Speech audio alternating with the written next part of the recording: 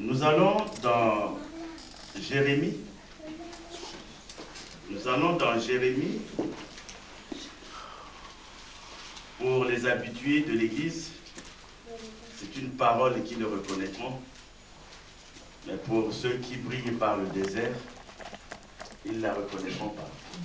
Jérémie, chapitre 29. Nous allons lire du verset 11, tout simplement, au verset 13. Jérémie, chapitre 29. Nous lisons du verset 11 au verset 13. Ce qui nous intéresse, c'est plus le verset 11. Nous lisons la parole de Dieu au nom de Jésus. Jérémie, chapitre 29, versets 11 à 13. C'est le Seigneur qui parle. Car je connais les projets que j'ai formés sur vous, dit l'Éternel. Projets de paix et non de malheur, afin de vous donner un avenir et de l'espérance. Vous m'invoquerez et vous partirez, vous me prierez et je vous exaucerai. Vous me chercherez et vous me trouverez si vous me cherchez de tout votre cœur. Seigneur, cette parole est la tienne. Nous te la recommandons en toute puissance et nous savons que tu es un Dieu qui est merveilleux. Au nom de Jésus, Amen. Amen. Alors la partie qui nous intéresse, c'est le verset 11. Je connais les projets que j'ai formés sur vous, dit l'Éternel, projets de paix et non de malheur, afin de vous donner un avenir et de l'espérance. Notre message, c'est la deuxième opportunité. La deuxième opportunité. La deuxième opportunité. Une opportunité est une occasion favorable. Dieu nous donne des occasions favorables. La difficulté, c'est de savoir si nous savons saisir l'occasion favorable que Dieu nous donne, que Dieu nous donnera, que Dieu nous a donné. Ce qu'on appelle donc une opportunité, c'est une occasion favorable qui nous est offerte. Et quand nous parlons d'avenir, parce que la parole dit, pour vous donner un avenir, quand nous parlons d'avenir, le plus souvent, quand on est jeune, on dit, je veux préparer mon avenir. Je veux préparer mon avenir parce qu'il faut que je fasse ça, il faut que je fasse ça. Après tout, je suis encore jeune, je dois préparer mon avenir. Au fur et à mesure qu'on grandit, on a des enfants, on se dit, je veux préparer l'avenir de mes enfants. Je veux préparer l'avenir de mes enfants. Et ce qui est curieux avec l'avenir, même les gens qui ont dépassé 80, 90 ans, ils parlent aussi d'avenir. Alors, j'ai aussi mon avenir, hein, j'ai aussi mon avenir. Donc, l'avenir, c'est quelque chose qu'on peut appeler un générique qui est là en nous depuis notre jeune âge et nous grandissons avec ce mot-là. Et il arrive le plus souvent qu'on dise aux enfants, mais attention, nous sommes en train de préparer votre avenir. Et le plus souvent, pour nous, l'avenir, c'est mettre un peu d'argent de côté, mettre en banque, faire ceci, pourquoi pas acheter une maison à ses enfants. C'est ça que nous appelons l'avenir. Mais nous ne pensons pas à la véritable richesse que Dieu met à notre portée. C'est vrai, tout est, quand on parle du matériel, c'est du matériel. Ces lunettes peuvent se casser. C'est du matériel. Donc, nous, au fait, quand on parle d'avenir, on voit plus le matériel que le spirituel. Parce que la plus grande richesse que nous pouvons laisser à nos enfants, c'est de leur transmettre le nom de Jésus. De leur transmettre le nom de Jésus. Que nos enfants grandissent avec le nom de Jésus. Que nos enfants pensent parle nuit et jour en Jésus ou de Jésus. C'est ça la plus grande richesse. Alors Dieu nous dit ici qu'il va nous donner l'avenir. Et il nous donne de l'espérance. L'espérance, c'est ce sentiment qui nous fait vivre. Quand on a de l'espérance, on ne se décourage pas. On dit, mais si ce n'est pas arrivé aujourd'hui, ça arrivera demain. Si ça n'arrive pas demain, ça arrivera un jour. C'est-à-dire, on a ce sentiment que même si rien ne va aujourd'hui, ça ira mieux demain. C'est ça l'espérance. C'est-à-dire, c'est quelque chose qui nous permet de vivre. Ça nous permet de vivre. Si on n'avait pas l'espérance, alors on ferait comme bien des gens, on se donnerait, on se logerait une balle là, et ça serait fini. Mais on a toujours l'espoir, on a toujours l'espérance. Parce qu'on se dit, la situation que je vis actuellement est une situation provisoire. La situation qui est la mienne n'est que provisoire. Ça changera. Pourquoi ça ne changerait pas? L'évangéliste qui était là dit tout à l'heure, nous félicitons les mariés. Bon, parce que ces deux personnes, ces êtres que vous voyez qui se sont mariés hier, c'était dans leur projet. C'était dans leur projet. Quand on vient au monde, on grandit, on se dit, il faut que je me marie. Mais si on est une femme, il faut qu'on trouve l'homme qui vous aimera, l'homme qui sera avec vous de connivence. Si vous êtes un homme, vous cherchez à trouver une âme sœur. Et la difficulté, c'est de trouver ce qui ou celle avec qui on va s'entendre, avec qui on va partager nos jours. Alors, bien aimés, nous allons essayer de voir cela. Nous avons dit que nous étions à une deuxième opportunité. Nous étions à une deuxième occasion favorable. C'est que Dieu nous a déjà certainement, d'une manière ou d'une autre, peut-être dans notre ignorance, mais Dieu nous a déjà donné une opportunité. Dieu nous a déjà donné une occasion favorable. Mais certainement que nous l'avons bien géré et tout a réussi. Ou encore nous ne l'avons pas bien géré et ça n'a pas réussi. Et là on se dit, mais est-ce que Dieu me permettra encore d'avoir une occasion favorable? Est-ce que Dieu m'aidera encore? Parce qu'il m'a offert une occasion en or, je n'ai pas su la gérer. Nous sommes dans Jérémie, on va y rester. Prenons donc Jérémie chapitre 8. Jérémie chapitre 8, verset 4.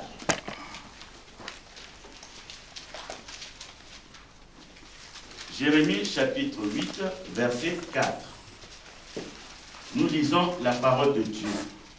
Jérémie chapitre 8, verset 4. Je lis la parole de Dieu. Dis-leur, ainsi parle l'Éternel, est-ce que l'on tombe sans se relever, ou se détourne-t-on sans revenir? Je reprends, dis-leur, ainsi parle l'Éternel, est-ce que l'on tombe sans se relever, ou se détourne-t-on sans revenir? Mais c'est vrai, quand quelqu'un tombe, il ne va pas rester couché, il va se relever. C'est comme disait un catcheur. Lui disait qu'il ne comptait pas le nombre de fois qu'il est allé au sol, qu'il est allé au tapis.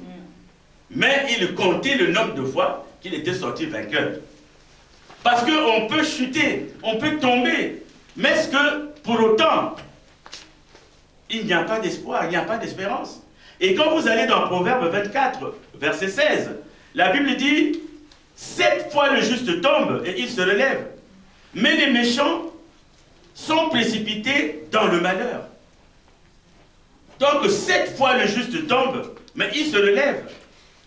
Mais les méchants sont précipités dans le malheur. Celui qui est en Christ, même s'il s'est trompé, notre Dieu est merveilleux. Il va encore le récupérer. C'est pour cela que nous disons souvent que le lieu où tu es humilié, le lieu où les gens te montrent du doigt, le lieu où tu n'es presque plus rien, le lieu où les gens t'évitent, le lieu où les gens ne te regardent même plus parce que tu n'es plus rien, c'est dans le même lieu que tu seras élevé. Amen. Il n'y aura pas un autre lieu, c'est dans le même lieu.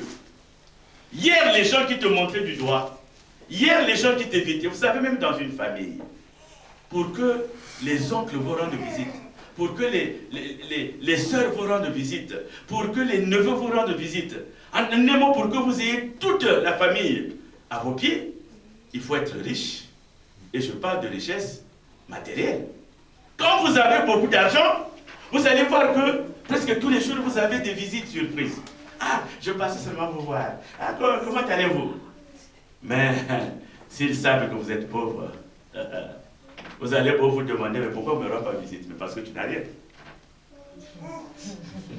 Tu n'as rien. Comment ils viendront te voir pour avoir quoi? Mais chez le riche, c'est toujours rempli. Hein? Mais nous oublions que nous avons une richesse qui est supérieure à cette richesse matérielle. Parce que celui qui est en nous, qui s'appelle Jésus-Christ, la Bible dit que l'or et l'argent lui appartiennent.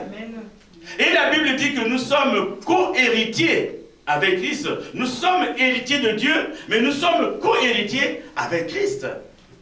Et le problème, c'est comme je le dis souvent, il y a un problème tout simplement de mode d'utilisation. C'est-à-dire que nous avons tout, mais nous ne savons pas l'utiliser. Dieu nous a tout donné, mais même quand nous prions, nous ne savons pas prier. Même quand nous gênons, nous ne savons pas gêner. C'est le jour où tu gênes que tu vas choisir de te quereller avec les gens. C'est le jour où tu vas gêner que tu vas faire des problèmes partout, que tu vas créer des problèmes partout. Après, on te dit, mais tu es en jeûne. Ah, en fait, j'étais en jeûne. Tu as complètement oublié. Donc, tu es passé à côté de ton jeûne. Nous avons tout. L'or et l'argent appartiennent à Christ. Aujourd'hui, il n'y a pas un employeur qui est au-dessus de Jésus. Il n'y a pas un président qui est au-dessus de Jésus. Parce que toute autorité vient de Dieu. Tout pouvoir vient de Dieu. C'est Dieu qui autorise l'autorité. Mais nous ne savons pas. Aujourd'hui, tu as besoin d'un titre de séjour. Ah, tu ne fais que pleurnicher. Tu ne fais que pleurnicher alors qu'il te dit, prends tes genoux, mets-toi à genoux, prie-moi, invoque-moi. Et tu verras si je n'agirai pas. Mais on n'a pas le temps. On va soudoyer des gens, on va faire ceci, on va faire cela. C'est-à-dire, avec nos propres forces, nous voulons réussir. C'est impossible de réussir avec nos propres forces. Tout d'abord, nous ne sommes pas assez forts. Et tout d'abord, nous ne sommes pas intelligents. Donc, Dieu nous a tout donné. Mais le problème pour nous, nous ne savons pas saisir l'opportunité que le Seigneur nous donne.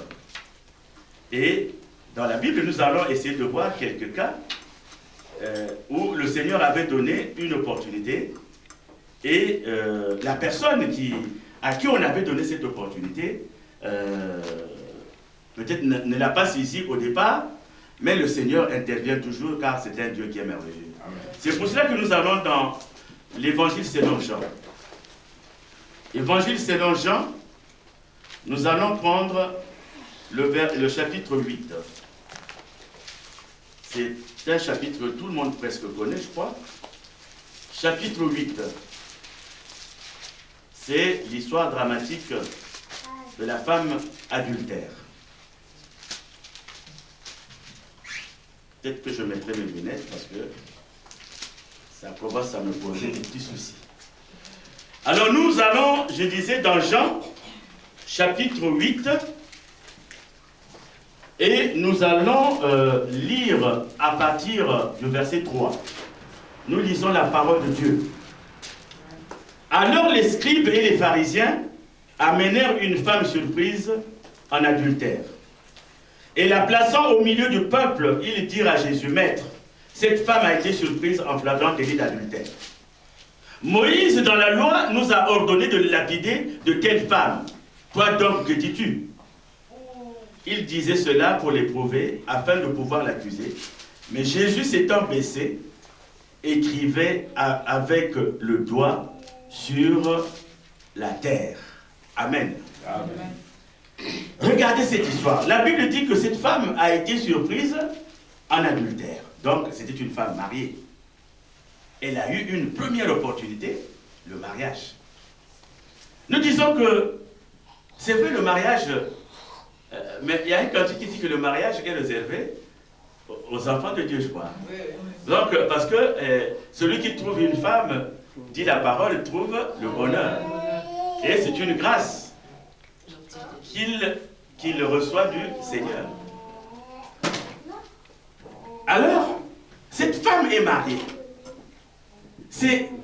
Elle a une première occasion, elle a une occasion parce qu'elle est mariée. Et quand on se marie, on se promet fidélité. Ah chérie, je t'aimerai jusqu'à la mort. Je vais t'aimer jusqu'à ce que la mort nous sépare. Le plus souvent, c'est ce que les femmes disent. Hier, nous avons entendu ici, je t'aime.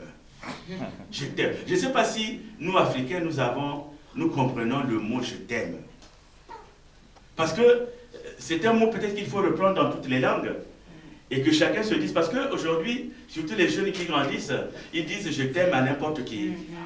La petite copine à qui on dit bonjour, tu sais ma chérie, je t'aime. Ah, dis donc, tu es quand même trop pressé pour lui dire que tu l'aimes. Donc, hier nous avons entendu ici, c'était des paroles douces d'amour. Mon cœur, je t'aime. Oh, mon cœur, je t'aime. Alors le problème d'aimer, cette femme qui a aimé, cette femme qui est mariée, parce que si elle n'était pas mariée, on allait dire qu'on l'a surprise en impudicité. Mais là, c'est en adultère, c'est qu'elle a trahi son mari. Et on va donc l'amener devant Jésus, parce que Jésus était de passage, et les pharisiens étaient là, ils ont dit, bon, mais Moïse nous a dit, cette femme-là doit mourir. Ah ben c'est la loi de Moïse. Elle doit mourir, et elle a été surprise en flagrant délit d'adultère. Moïse nous a dit, des femmes comme ça, il faut les lapider. Et quand on lapidait, c'était jusqu'à la mort. On ne va pas te lapider avec un petit... je sais pas... non, c'est des grosses pierres qu'on t'envoyait 2 trous, tu ne résistais pas. Tu partais. Alors ces gens sont venus, chacun, je ne sais pas, peut-être une barre de fer, peut-être un gros caillou, peut-être une grosse pierre. Parce qu'ils se sont dit, on a au moins quelque chose à faire aujourd'hui. Nous allons lapider une femme qui a été surprise en flagrant délit d'adultère. Mais le problème de l'homme, cette femme-là n'était pas seule. La Bible ne nous parle pas de ce qu'est devenu l'homme. La Bible ne nous dit pas que l'homme doit être lapidé. Mais la Bible nous dit que c'est la femme qui doit être lapidée. Alors la pauvre femme, elle est là. On la présente devant Jésus, on dit, bon, mais toi tu dis quoi? Moïse nous a dit, toi tu dis quoi? Le problème de Jésus, c'est qu'il avait dit quoi? Je ne suis pas venu pour abolir la loi. Il n'était pas venu pour l'abolir, mais il était venu pour l'accomplir. Si tu es venu pour l'accomplir, c'est ce que ça dit, c'est ce français qui est difficile, et les enfants de Dieu ne comprennent pas. Parce que pour faire accomplir cette loi, il fallait qu'il donne de son sang. Il fallait qu'il aille au sacrifice suprême. C'est par son sang qu'il a accompli justement cette loi. Alors on lui dit, qu'est-ce que tu dois faire? Jésus ne répond pas. Il ne répond pas. Imaginez cette femme dans quel état elle était. Elle avait peur. Elle se disait, ça y est. Elle avait peut-être des enfants, la Bible ne le dit pas. Peut-être des enfants. Elle se disait, je vais mourir aujourd'hui. Parce qu'avant elle, il y a eu d'autres cas, certainement. Donc, elle ne pensait, elle se disait, je ne peux plus vivre. Peut-être que toi aussi, tu es dans la même situation que cette femme. Tu te dis par rapport à toi-même, par rapport à ta vie, par rapport à ton avenir. Peut-être que tu te poses la question, mais qu'est-ce que je vais devenir? Je vais faire quoi? Là, je suis au bout du rouleau. Qu'est-ce que je vais faire? C'est une très bonne question. Quand quelqu'un commence à se poser cette question, s'il n'a pas Christ, il va finir par une corde quelque part. Il va finir par une corde. Parce qu'il va se poser des questions, mais il n'aura pas les réponses. La réponse, on ne peut l'avoir qu'en Christ. Alors cette femme est là. Et les gens attendent que le mot d'ordre de Jésus, les gens attendent que oui, appliquer la loi de Moïse pour qu'il commence à faire l'affaire. Mais Jésus ne les regarde pas. il est en train d'écrire. Oh, bien-aimé. Moïse a écrit la loi. Moïse a reçu la loi. Moïse a transcrit la loi. C'est une première écriture qui condamnait cette femme. Cette femme était condamnée par la première écriture, celle de Moïse. Mais est-ce qu'elle aura une deuxième opportunité? Tout le monde n'attendait que Jésus. Il y a une première écriture, celle de la loi. Tu es condamné, tu es lapidé, tu dois mourir. C'est une première écriture, puisque la loi est transcrite. Moïse reçoit les tables. Mais ces tables, il va les transcrire. C'est la première écriture. Et Jésus est en train d'écrire la deuxième. Jésus est en train d'écrire la deuxième opportunité. Puisque la Bible dit qu'il était en train d'écrire. Il écrivait le jugement nouveau. Il écrivait le jugement nouveau. Jésus est en train d'écrire.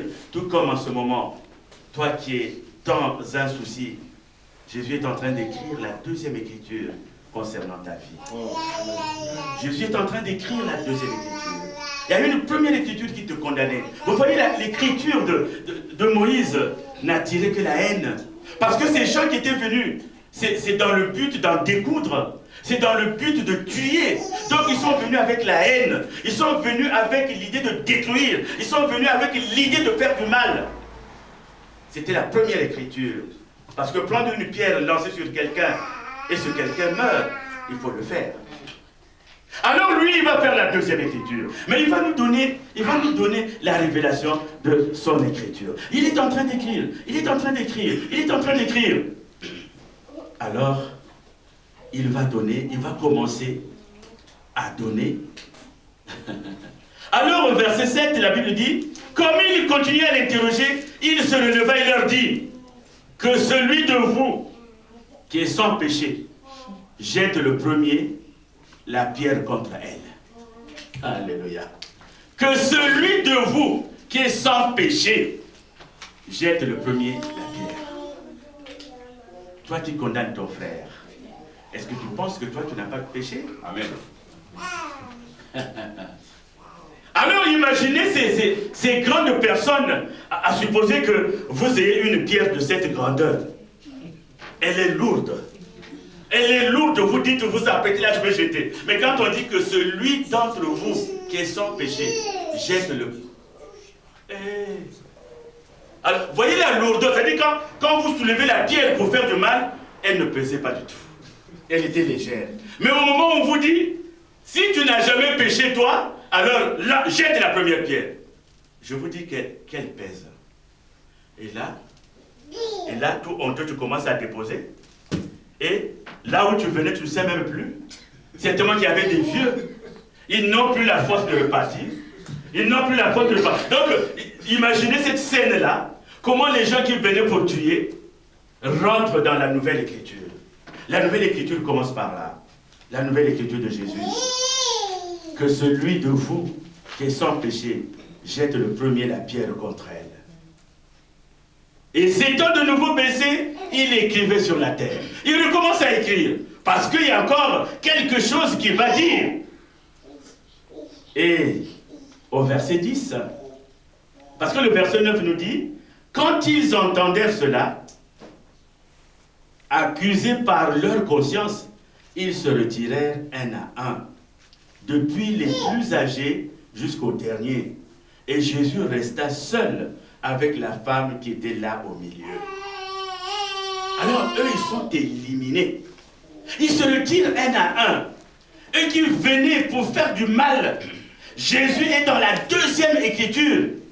C'est que on a vu personne là qui dit, mais Moïse nous avait dit. Parce qu'il avait dit, moi je venais pour accomplir la loi.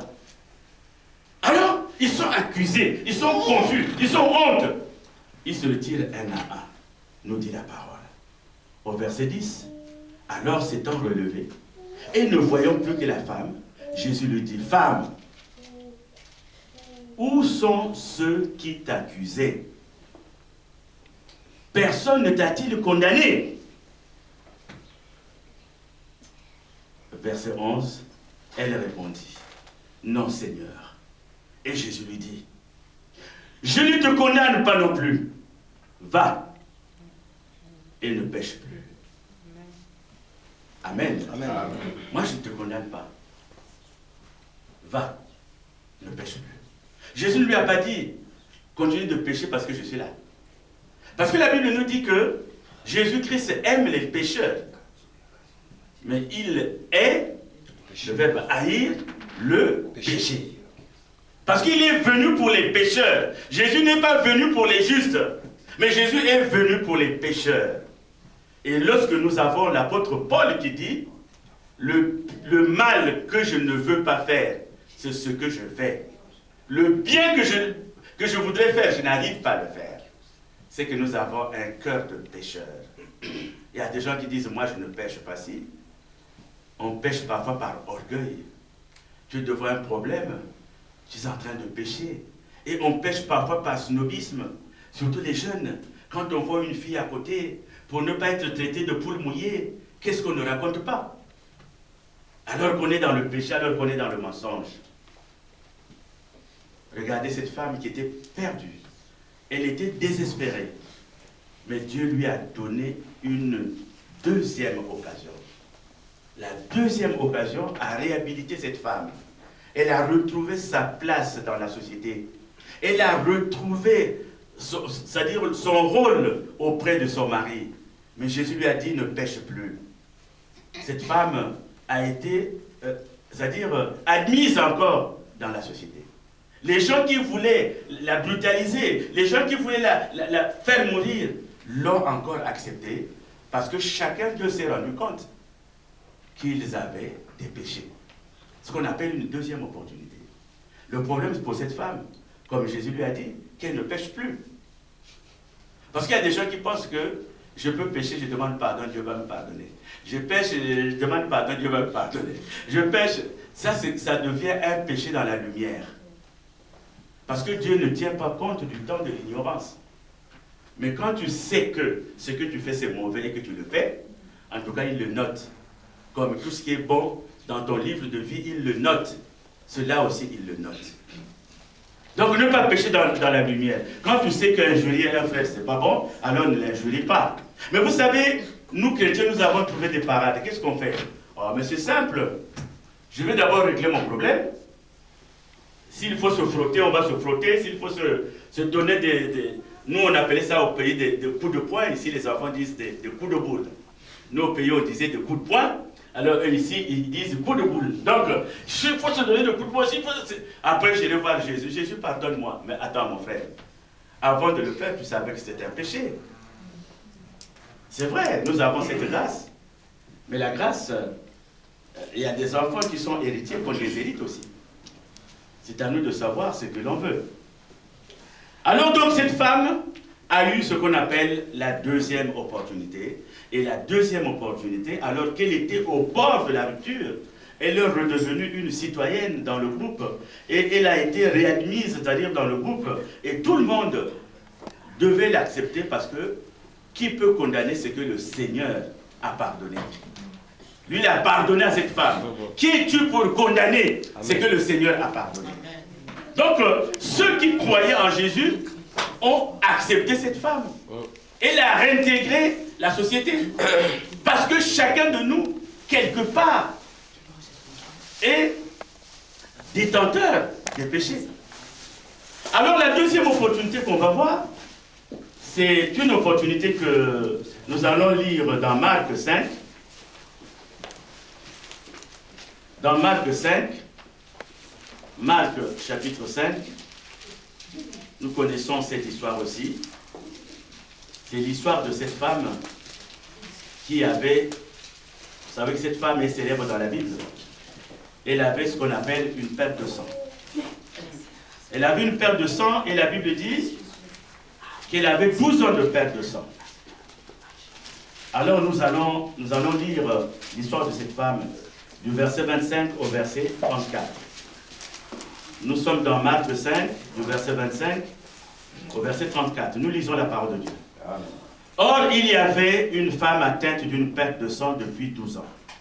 Elle avait beaucoup souffert entre les mains de plusieurs médecins. Elle avait dépensé tout ce qu'elle possédait Et elle n'avait éprouvé aucun soulagement, mais elle était allée plutôt en empirant.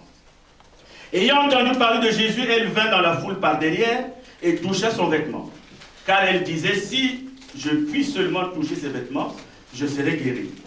Au même instant, la perte de sang s'arrêta et elle sentit dans son corps qu'elle était guérie de son mal.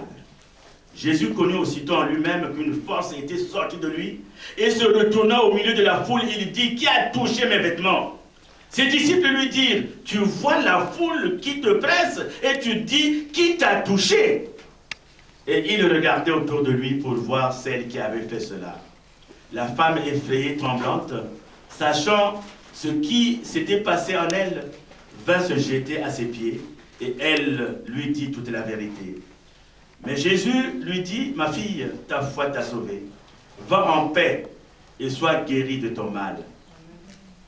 Alléluia. Amen. On va s'arrêter là, au verset 34.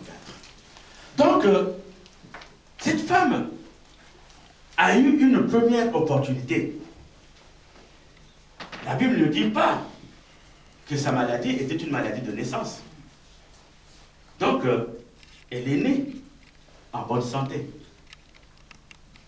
Mais est-ce qu'elle a failli à des choses? Est-ce qu'elle n'a pas pris soin de son corps? Mais la première opportunité s'est abîmée parce qu'elle est tombée malade.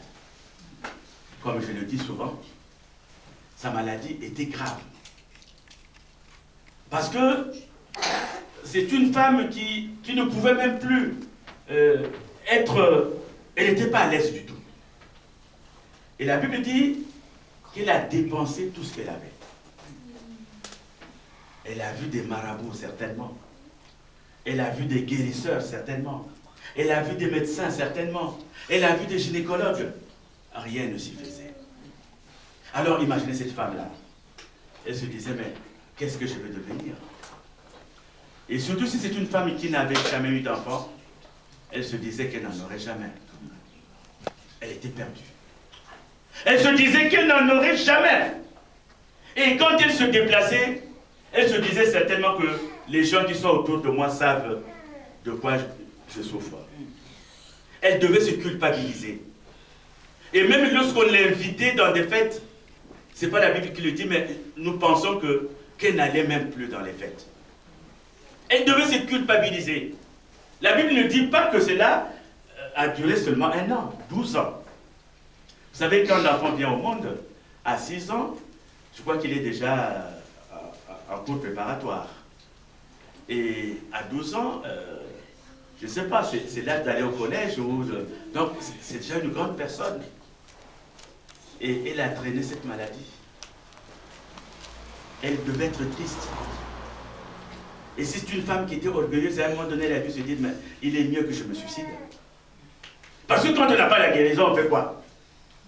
Elle a vu tous les gens qu'elle pensait qu'elle pouvait guérir, mais ces gens n'ont rien apporté. Alors, elle était dans une situation désastreuse. Elle ne croyait plus en elle. Mais elle entend parler de Jésus. On lui dit, ah, il y a quelqu'un qui va passer là, on l'appelle Jésus. Il fait des choses. Alors la foi de cette femme est plus qu'une foi. Parce que elle se serait rendue auprès de Jésus, dire, Seigneur, je souffre de ceci, prie pour moi. Vous savez que Jésus n'a même pas prié pour elle. Cette femme n'a pas bénéficié de la prière de Jésus. La Bible ne nous dit pas que Jésus l'avait reçu et lui avait imposé les mains, Jésus avait prié pour elle. Jésus n'a pas prié pour cette femme-là. Mais une chose l'a sauvée, la foi. Amen. La foi. Est-ce qu'on peut acclamer pour Jésus? Est-ce qu'on peut acclamer pour Jésus? Une chose l'a sauvé, la foi, qui est une ferme assurance. Elle l'a dit. Elle n'a pas cherché de midi à 14 heures. Elle a seulement dit, si seulement je peux toucher le bord de son vêtement. Quelle imagination! Alors quand Jésus se déplaçait, je ne sais pas si nous avons l'idée du déplacement de Jésus. Quand il se déplaçait, c'est plus qu'un président de la République. Mais d'ailleurs, il est au-dessus du président. Donc quand Jésus se déplaçait, c'est une grande foule autour de lui. Et tout autour, il avait les apôtres. Parce que la Bible nous parle des apôtres, mais en dehors des apôtres, il y avait des foules qui suivaient Jésus, nuit et jour. Donc on ne pouvait pas s'approcher de Jésus comme ça. Mais elle a bravé tous les barrages. Ce qu'on appelle être chrétien. Être chrétien, ce n'est pas seulement dire « Seigneur, donne-moi ». Certaines choses, il faut les arracher. Avec le jeûne de prière. Avec la foi. Quand tu as la foi, quand tu dis que ça, cette vie-là n'est pas la mienne. On parle d'avenir. Dieu ne peut pas aujourd'hui te donner un avenir malheureux, puisqu'il a dit, je connais les projets que j'ai formés sur vous. Projets de paix et non de malheur. Alors il faut lui renvoyer sa parole. Imaginez un père qui dit à son fils, mon fils, oui, si tu ramènes une bonne note de l'école, en tout cas si tu as une très bonne note de l'école, je vais t'acheter un vélo. Alors à la fin du trimestre, le jeune est premier de sa classe. Il est fier de se présenter, de présenter son bulletin à son père. Papa, oui, bonjour, regarde mon travail. Le père, ah, c'est très bien. L'enfant attend que le père accomplisse sa parole. Ah, c'est bien mon fils, ah, mais voilà, c'est ce que je voulais. Et c'est tout, papa. Mais alors, tu veux que je te dise encore quoi? Tu as bien travaillé, très bien. L'enfant va lui dire, tu avais promis un vélo. Dieu, c'est la même chose. Tu as dit ça dans ta parole. Dans ta parole, tu as écrit ça. Tu as dit dans ta parole que moi, je ne suis pas n'importe qui. Amen. Tu as dit que moi, je suis un fils de Dieu. Je suis un petit Dieu. Amen. Quel est ce roi-là qui fait souffrir son fils? Ne parlons pas des pays d'Afrique. Hein. Les pays d'Afrique et les pays africains, quand papa est roi, quand papa est président, mais les enfants sont... les enfants, ils bénéficient de cela. Papa, c'est le fils du président. Mais nous avons celui qui est plus qu'un président. Nous avons celui qui est au-dessus de ces gens-là. Nous avons celui qui ordonne que ces gens soient à cette place. Mais, comme je disais, il y a un mode d'emploi. Il y a une histoire que je raconte souvent, je ne sais pas combien de fois je l'ai déjà raconté.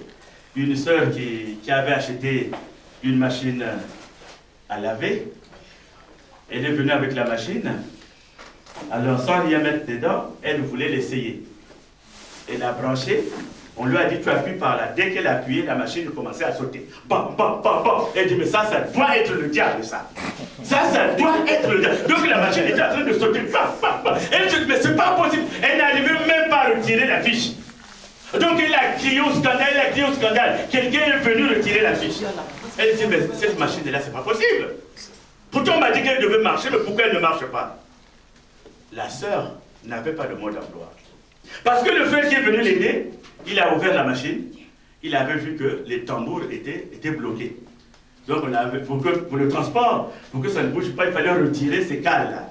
Et dès qu'il a retiré les cales, la machine fonctionnait normalement. C'est comme nous, enfants de Dieu. Nous avons un problème de mode d'emploi. Nous avons tout. Mais nous n'ouvrons pas la bonne page. Et le mode d'emploi, justement, on l'apprend dans les veilles de prière. Le mode d'emploi, on l'apprend dans les affermissements. Le mode d'emploi, on l'apprend un peu parfois le dimanche, mais le dimanche, on ne met pas du temps là-dessus. C'est lorsqu'on va dans les veilles de prière, c'est lorsqu'on va dans les retraites, c'est lorsqu'on va dans les séminaires qu'on apprend ces modes d'emploi. Nous verrons beaucoup de chrétiens qui sont vraiment chrétiens, ils ont 20 ans. Parce que ce n'est pas le nombre d'années qui compte en Christ, mais c'est la disposition du cœur. Cette femme, c'est pour la première fois qu'elle va rencontrer Jésus. Alors elle a bravé, c'est-à-dire tout le cordon qui était autour de Jésus. Parce que certainement les gens qui étaient autour de lui devaient le protéger. Mais il a bravé tout ça. C'est-à-dire avec la foi, on peut tout braver. C'est-à-dire il a dérangé tout ce monde. Et elle s'est avancée par sa foi. Elle a tenu le vêtement. Et là, elle dira, si seulement je le tenais, je serais guéri. Et à la minute, elle a senti que quelque chose s'est passé. Et Jésus qui a dégagé, qui a libéré cette onction, a senti aussi quelque chose s'est passé. Et quand il dira qu'il m'a touché, les gens vont dire, mais pourquoi tu dis que tu vois le monde qui est autour de toi? Mais oui, lui savait qu'il a quelque chose s'est détaché en lui. Alléluia. Amen. La foi. La foi. Si quelqu'un peut me trouver la définition de la foi. La définition de la foi. Est-il ferme assurance? Vous avez besoin de la référence. Non, est-il ferme assurance? Oui, oui, une ferme assurance, oui. Et la suite, c'est quoi? C'est ce que l'on espère. Hébreux chapitre 11. Alors, lis papa. Or, la foi est une ferme assurance des choses qu'on espère, une démonstration de celles qu'on ne voit pas. Amen. La foi, c'est une ferme assurance des choses qu'on espère et une démonstration de celles qu'on ne voit pas. Vous savez, il y a une histoire qui m'a été aussi rapportée. Il y a quelqu'un qui priait beaucoup au Cameroun. Il priait beaucoup. Mais quand il ouvrait sa fenêtre, il y avait une sorte de montagne derrière qui faisait qu'il n'y avait pas tellement de lumière chez lui. Il y avait une montagne, alors il ne voyait pas très bien la nature. Il s'est mis à genoux. Il a dit, Seigneur, cette montagne-là, tu as dit qu'on peut la déplacer. Je te demande de la déplacer, Seigneur. À chaque fois qu'il se levait, il faisait sa prière, mais il allait toujours vers la montagne. Seigneur, tu as dit si seulement on a la foi, ne fût-ce que d'une graine de sénévé, je peux déplacer cette montagne. J'ordonne au nom de Jésus qu'on la déplace. Il dort. Le lendemain, la montagne est toujours là. Alors il n'avait pas perdu foi, parce qu'il savait que le Seigneur agirait. Les mois qui passaient, les années qui passaient, il y avait un projet de grande route, d'autoroute. On avait choisi justement de la faire passer là où il y avait cette montagne. Amen.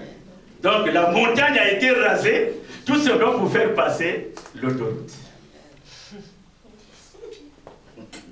Ça peut surprendre, mais Dieu est merveilleux. Il suffit d'avoir la foi. Ne jamais désespérer. Donc la femme là, elle a été guérie, et quand Jésus l'a guérie, elle ne dépense même pas 1 euro. C'est gratuit. Rien que par la foi. Il y a longtemps que je cherche du travail. Je plie mes genoux. Je dis au Seigneur, tu as dit dans ta parole que l'homme vivra à la sueur de son front. C'est toi qui l'as dit, Seigneur. Mais si je ne travaille pas, comment je ferai, Seigneur, pour avoir une voiture me rendre à l'église? Si je ne travaille pas, comment je ferai, Seigneur, pour amener des offrandes à l'église? Si je ne travaille pas, comment je veux faire, Seigneur, pour donner ma dîme à l'église? Si je ne travaille pas, comment je veux faire, oh Dieu, pour que je sois quelqu'un de respectable? Alors, si tu as la foi et que tu crois, cela s'accomplira. Mais le problème du chrétien, c'est qu'il compte le nombre de jours. Lui, il pense que c'est automatique. Seigneur, j'ai demandé. Vous savez, il y a une chanson que j'écoutais quand je faisais partie des nuls du monde. À un moment donné, on a fait un peu ce monde-là. Il y a un musicien qui disait, mais Adam n'a rien demandé, tu lui as donné Ève. Mais moi, je suis en train de pleurer. Pourquoi tu me donnes une compagne? Pour que j'ai une compagne avec moi. Mais tu n'arrives pas à me la donner. Mais le résultat de course, il a fini par se marier. Amen. Parce qu'il disait, mais Adam n'a rien demandé. C'est vrai, Adam n'avait rien demandé. Mais il lui avait donné Ève. Mais moi, je pleure. Moi, je pleure. J'ai besoin d'une épouse. Tu ne me la donnes pas. Mais il a fini par l'avoir. La foi. Troisième situation que nous allons voir assez rapidement. C'est dans Luc 5. Là, compte tenu du temps, vous prenez seulement la référence. Luc 5. Luc, c'est tout juste après Marc. Luc 5, versets 1 à 11. Luc 5, versets 1 à 11.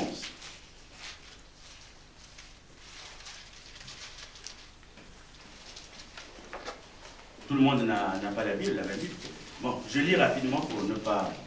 Alors, Luc chapitre 5, versets 1 à 11. Je lis la parole de Dieu. Comme Jésus se trouvait auprès du lac de Gésérat, et que la foule se pressait autour de lui pour entendre la parole de Dieu, il vit au bord du lac deux barques d'où les pêcheurs étaient descendus pour laver leurs filets. Il monta dans l'une de ces baraques qui était à Simon, et il le pria de s'éloigner un peu de terre. Puis il s'assit de la barque, il enseignait la foule. Lorsqu'il eut cessé de parler, il dit à Simon, avance en pleine eau, et jetez vos filets pour pêcher. Simon lui répondit, maître, nous avons travaillé toute la nuit sans rien prendre. Mais sur ta parole, je jeterai le filet. L'ayant jeté, ils prirent une grande quantité de poissons, et leur filet se rompait. Ils firent signe à leurs compagnons qui étaient dans l'autre barque de venir les aider. Ils vinrent et ils remplirent les deux barques au point qu'elles enfonçaient. Quand il vit cela, Simon-Pierre tomba aux genoux de Jésus et dit, Seigneur, retire-toi de moi parce que je suis un homme pécheur. Car l'épouvante l'avait saisi, lui et tous ceux qui étaient avec lui, à cause de la pêche qu'ils avaient faite. Il en était de même de Jacques et de Jean, fils de Zébédée, les associés de Simon. Alors Jésus dit à Simon, ne crains point, désormais tu seras pêcheur des hommes.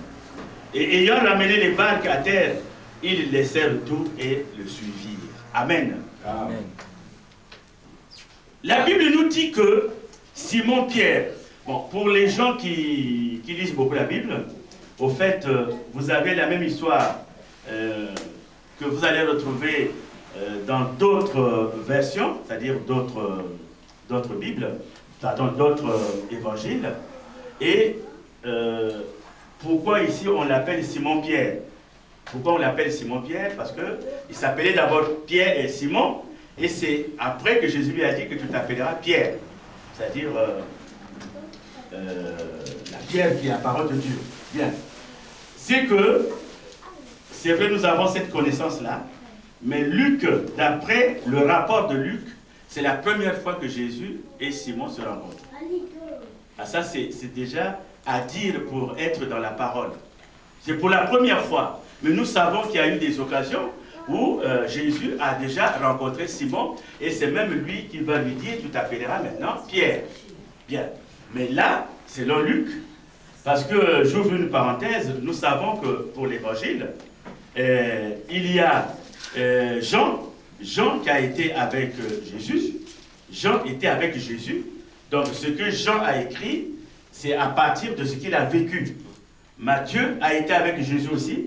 Matthieu, ce qu'il a rapporté, c'est ce qu'il a vécu. Mais Marc n'a pas été avec Jésus. Ce que Marc a écrit, lui a été dicté par Pierre. Donc, au fait, l'évangile de Marc, on devait l'appeler l'évangile de Pierre. C'est lui qui lui a dicté parce que Marc était secrétaire de Pierre et tout ce qu'il disait, Marc l'a reproduit. Et l'évangile porte son nom. Maintenant, Luc, c'est l'ami de Paul, l'apôtre Paul. L'apôtre Paul est arrêté et Luc, qui est un médecin, est allé faire des recherches sur les endroits où passait Jésus pour écrire toujours à son cher Philippe, lui envoyer, parce que quand vous allez lire Luc, vous verrez que c'est le même auteur avec Actes des Apôtres.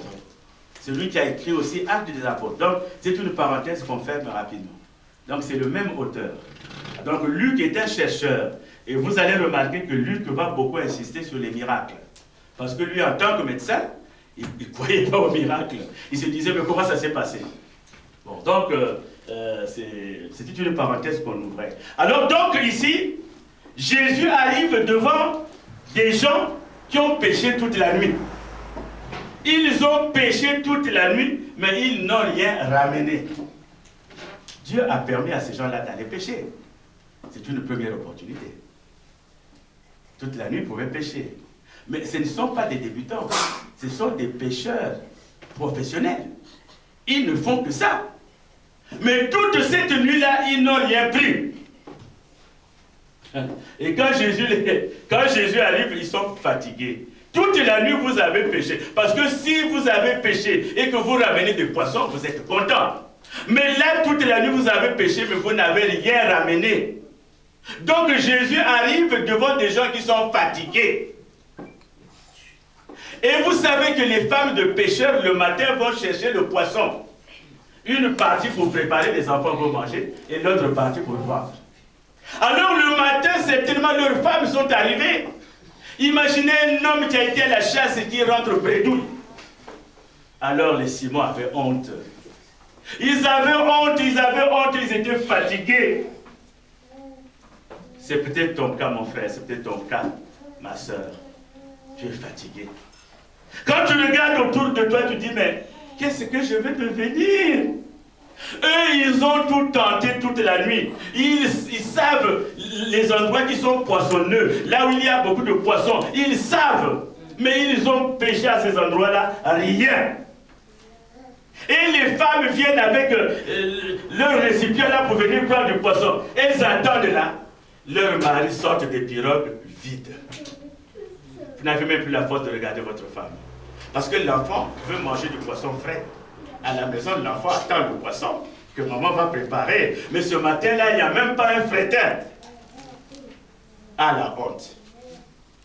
Mais quelqu'un vient, il monte là, il dit allons-y. Ils avancent. Il dit jetez vos filets là. Oh. Mais nous avons fait ça toute la nuit. Nous avons fait ça toute la nuit. Oh. Alors Pierre, que moi j'ai toujours appelé l'homme de la révélation, il dit, mais sur ta parole, Église, amen. Amen. C'est important ça. Jésus, j'ai tenté ça, j'ai fait ça, j'ai fait ceci, mais sur ta parole, Seigneur, tu as dit ça. Je te renvoie cette parole. Ça fait des années. Je veux me marier. Je les rencontre. Mais à chaque fois que je rencontre, on me dit, ah, mariage, non, pas maintenant, pas maintenant. Mais Seigneur, tu as dit dans ta parole que l'homme quittera son père et sa mère. Il va s'attacher à sa femme. Mais moi, où est la femme à laquelle je veux m'attacher? En tout cas, si tel est ton problème, tu auras la solution. Tu as une maladie qui est incurable, une situation récurrente. Tu n'en peux plus. Tu n'en peux plus.